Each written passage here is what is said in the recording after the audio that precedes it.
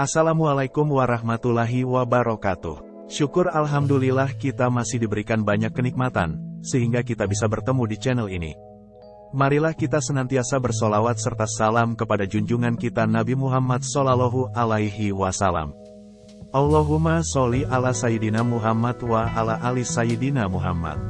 Doa saya, semoga sahabat semuanya selalu diberikan kesehatan, diampuni segala dosanya, dan diberikan rezeki yang barokah serta dipanjangkan umurnya. Amin Allahumma amin.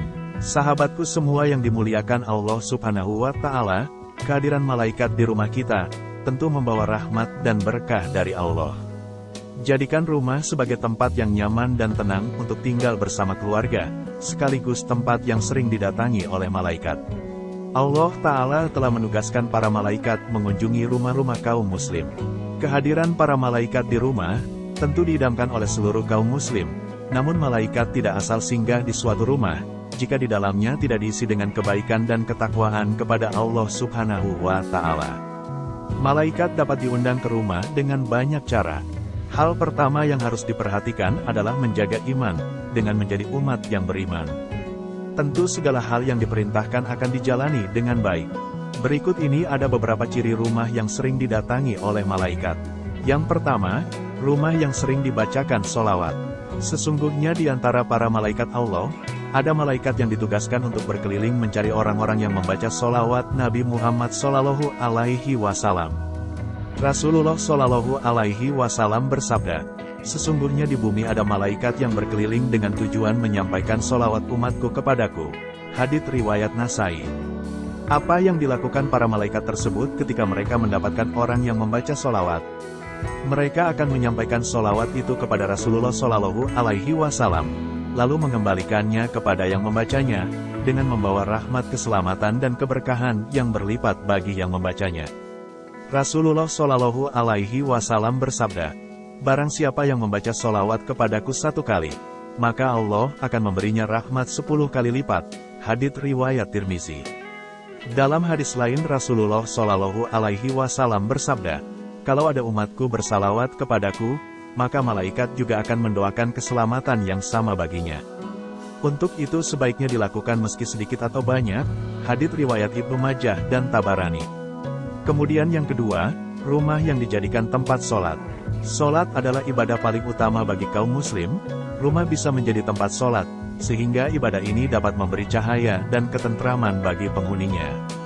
Diriwayatkan dari Aisyah radhiyallahu anha, Rasulullah Shallallahu Alaihi Wasallam salat malam, dan jika hendak salat witir, beliau membangunkan Aisyah dan menyuruhnya untuk sholat. Hadits riwayat Muslim. Hendaklah di dalam rumah disediakan mihrab atau tempat sholat, sebagai tempat khusus untuk mengerjakan sholat. Sebagaimana anjuran ini diisyaratkan dalam firman Allah Subhanahu wa Ta'ala, Surat Ali Imran ayat 39. Kemudian malaikat Jibril memanggil Zakaria, sedang ia tengah berdiri melakukan salat di mihrab. Katanya, sesungguhnya Allah menggembirakan kamu dengan kelahiran Yahya, yang membenarkan kalimat yang datang dari Allah, menjadi ikutan menahan diri dari hawa nafsu, dan seorang nabi termasuk keturunan orang-orang saleh. Rumah yang pemiliknya senantiasa melaksanakan sholat, juga akan membuat malaikat senang datang berkunjung.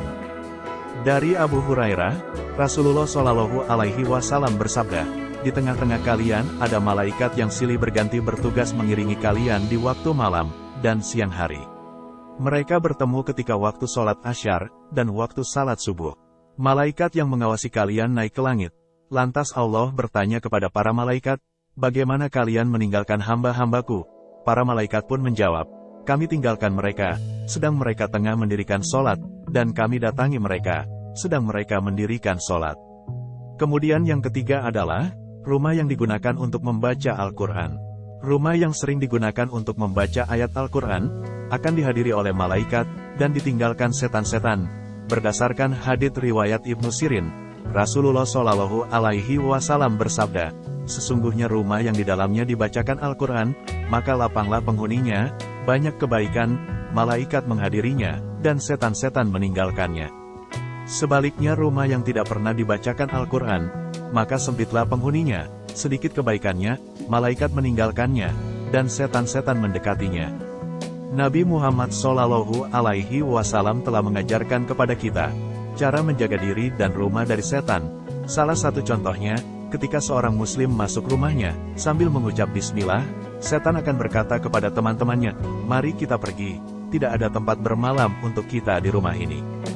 Begitu pula ketika sebelum makan, kita mengucap bismillah, setan akan berkata kepada teman-temannya, "Mari kita pergi, tidak ada tempat bermalam, dan makan malam buat kita di rumah ini."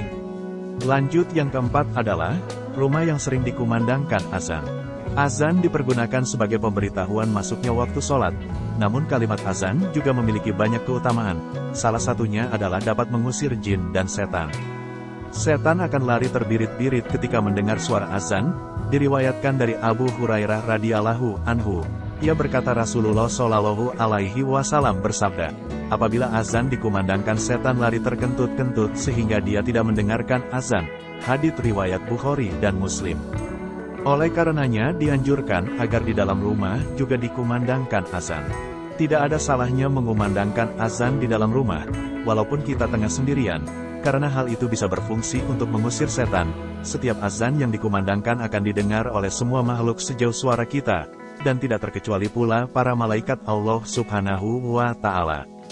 Rasulullah Shallallahu alaihi wasallam bersabda, seorang muazin diampuni sejak suaranya dan menyaksikan untuknya setiap yang basah dan yang kering. Hadits riwayat Ahmad, Abu Daud, Nasai, Ibnu Hibban, dan Ibnu Majah. Pengertian setiap yang basah dan yang kering adalah memuat segala sesuatu yang ada di alam raya, karena tidak ada sesuatu pun di alam ini yang bisa lepas dari salah satu sifat keduanya. Kemudian yang kelima atau yang terakhir adalah rumah yang sering dipakai untuk berzikir. Berzikir menyebut asma Allah Subhanahu wa Ta'ala, memiliki banyak keutamaan, termasuk mendapat pendampingan dari malaikat. Ketika penghuni rumah senantiasa berzikir, maka para malaikat akan berkumpul bersamanya, dan malaikat akan dengan mudah mengunjungi rumah dan memberi rahmat.